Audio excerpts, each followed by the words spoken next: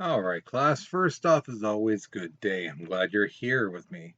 So, today we are going to be going over the three major economic systems in government. All right. So, in the past, I've had students tell me, well, why do we need to know about the economics? Isn't that for economics class? Yes, but the thing is, economics and government truly go hand in hand. And this is also to give you some prior knowledge, if you don't have it already, about the three systems so that when we do get to economics, you already have an understanding. Okay, so let's go ahead and get started with this lesson. All right, so here is your warm up picture. The first question asks you basically what's going on here. All right, there's something going on here. If you see that line right down the middle, something going on the left side and a totally different way on the right side.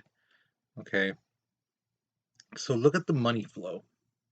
Look where the money is going for each side of the picture. Okay.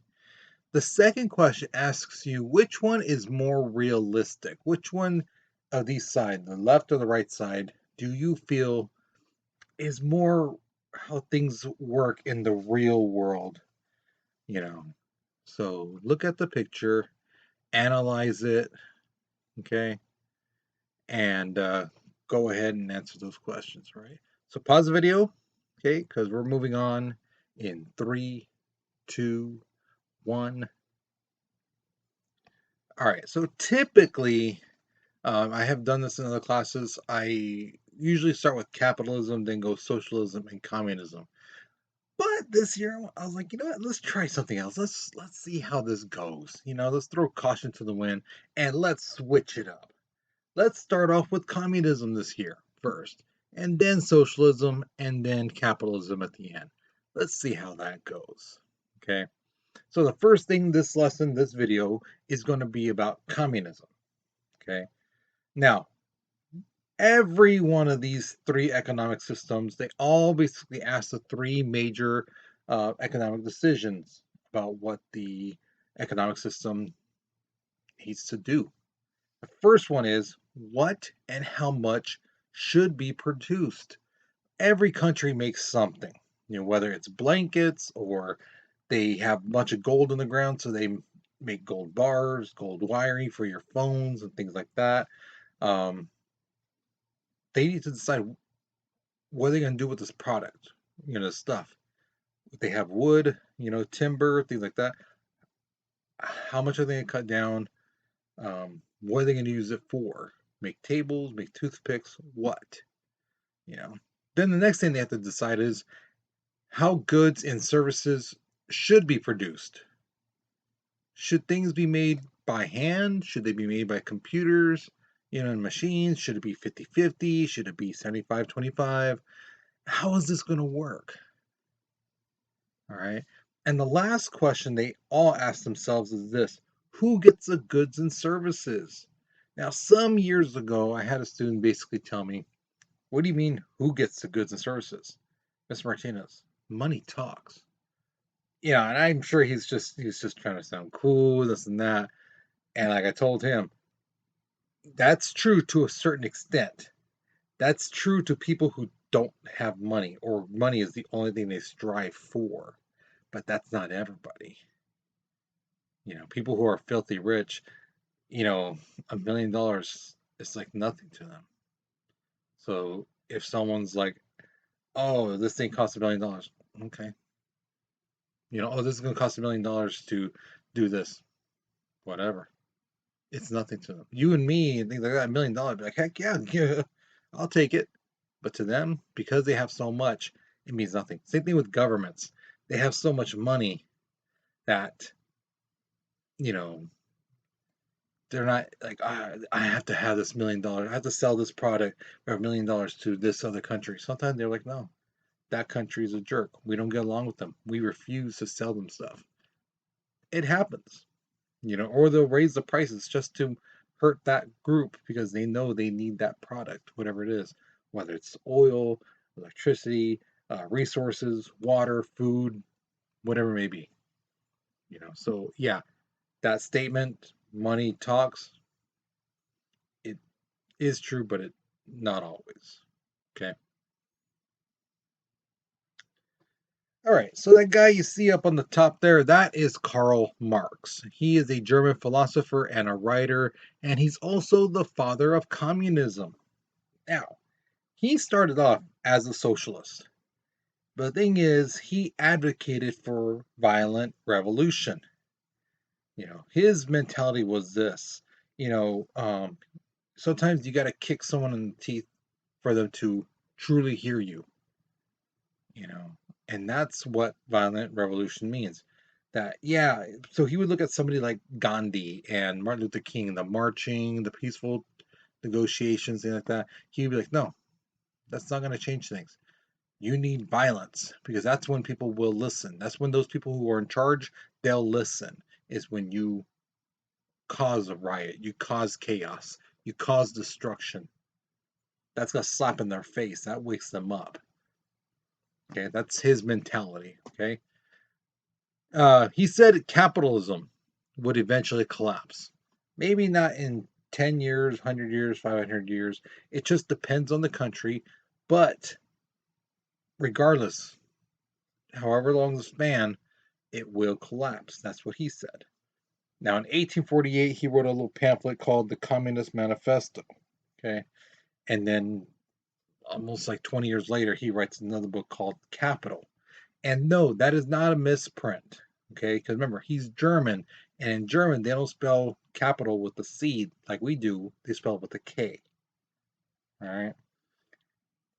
Now, he basically says that in an industrial country, a country that makes things, and that is a capitalist country, you're basically going to have two groups of people: the owners, the rich people, which are called the bourgeoisie. If you've ever heard that little slang term bougie, they're being all bougie over there. That's where it comes from. That's the term it comes from, bourgeoisie. All right. And then he says you got the workers, the poor people. He called them the proletariats. Okay. He goes, in a society like that, capitalist, where there's industry, you're basically going to get two groups: the owners, the rich people, and then the workers and the poor people, and that's it. You're either this or this. There's nothing in the middle here. You're either rich or you're poor. Okay. So here is your first question: do you think Marx is right that a producing country, a country that makes things, will eventually separate into the rich, and owners, and poor people and workers, and that's it? There's no in between, no middle class. What do you think? Think that will happen eventually? You know, that's just, you're either rich or you're poor. There's nothing in between. You either own things or you don't. What do you think? All right. So the writing prompts on the bottom to help you out. I believe Marx is right or wrong. Again, what you believe, that industrial country will separate because, and explain. Okay. Don't forget that because that's where a lot of your points come from. Okay. So think about it. Pause the video. Write your response. Okay. Because we're moving on in 3, 2, 1. Now, Karl Marx looked at history, okay? Now, he didn't look and pay attention to the wars and battles, things like that. He looked at like workers and owners, and he looked at the whole history of the world and basically said, there's always been a struggle between the rich and the poor, the workers and the owners. Um, and a lot of times the owners, they win. Why? Because they have influence, they have power, they have money. And the workers, yeah, they have the numbers, but they don't have the pool, that the rich owners do.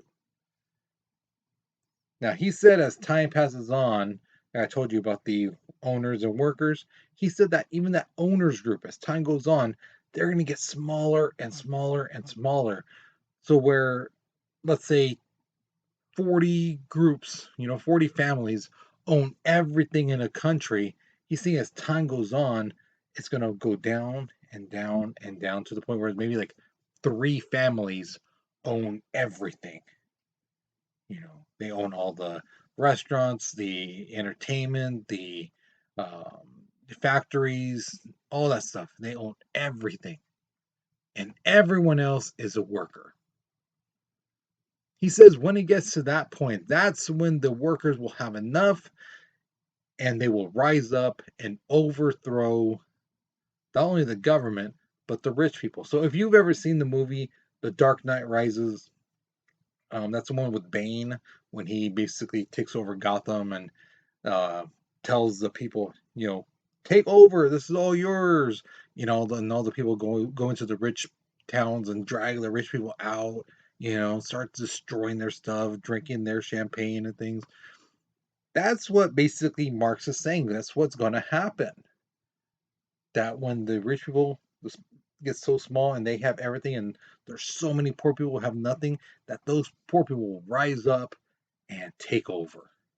And it's at that point that once they overthrow the capitalist government, capitalist people, then the communists will come in and take over. And the government planners will then decide how to produce things, what to produce, and how to distribute the goods, and not an owner, not this one individual who's always looking out for themselves.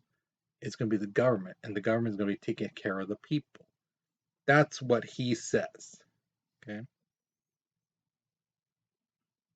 So a command economy. This is something in the communism. This is where decisions are made by the upper levels of the government, and then their decisions are given down to the managers, and the managers then distribute it to the workers. Okay, so it's kind of like a tier system, like a pyramid. You got the top level, middle level, and everyone else at the bottom level.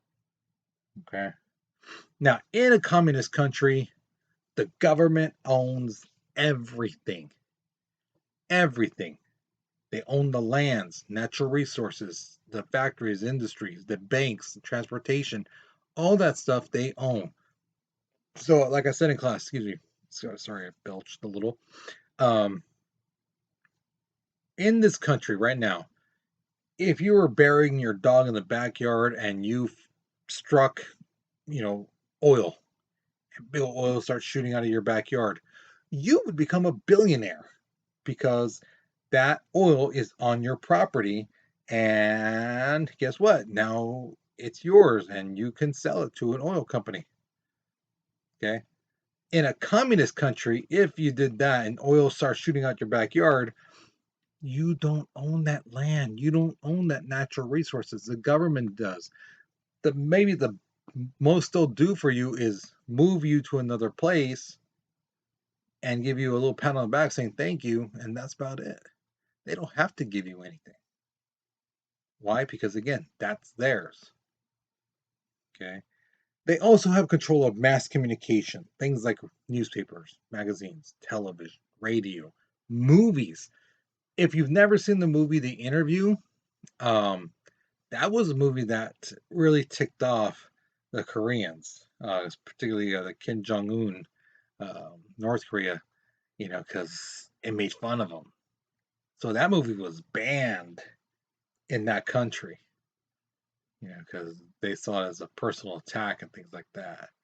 Um, a lot of countries that are communism, they don't like movies that show basically that in order to be successful, you need to have luxury items. Being rich equals success in life. Uh, they don't like that kind of stuff.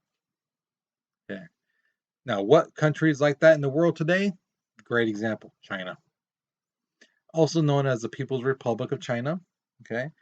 But that government decides on everything that goes into their country and what goes out. They even censor the internet. So when someone tries to show, like, hey, this is what's happening over here, we're being mistreated, this and that, the army is doing this or that. If someone tries to post it, it gets captured and it's censored, and people can't see it. So yeah, it's pretty tough. It's pretty tough there. Okay. So here is my next question to you. Do you think we, the United States, will ever get to that point where the poor people will riot, rise up, unite, and overthrow the rich people? The the Bezos, the Musks, Gates, those guys. Do you think they'll overthrow them, take over their companies, their industries? Do you think we'll ever get to that point? Why or why not? Okay. Justify your answer. Back it up. Okay. The writing prompt is on the bottom. I believe we will or won't riot because, and explain. Why do you feel that the poor won't unite and riot? Or why do you say yes, they will unite and riot? Okay. So be sure you do that. Once you finish this question, you're done with this lesson. Okay. You should have gotten another paper from me saying the pros and cons of communism. Read through that. I try to find the documents, the paper that made the language a little bit easier, for you guys to understand. So um, it should be a little bit, easier, not too easy, but easy enough for you guys to understand the good things and bad things of communism. And at the very end of the back of the paper, it tells you, what do you think? Do you think it's a good idea, bad idea, and explain. So you got plenty of arguments on both sides. So again, it's what you personally believe. So if you did not get that paper, um, make sure when you see me, if I'm there in the class right now, if you're there as well, be sure you tell me, hey, Martinez, where's that paper? If I didn't give it to you, if you're at home already, next time you see me in class, be sure you ask me, Martinez, I need that paper, okay, and I'll give it to you, okay. All right. So with that being said, that's it, you guys. You take care, you be safe, and I'll see you guys later, okay.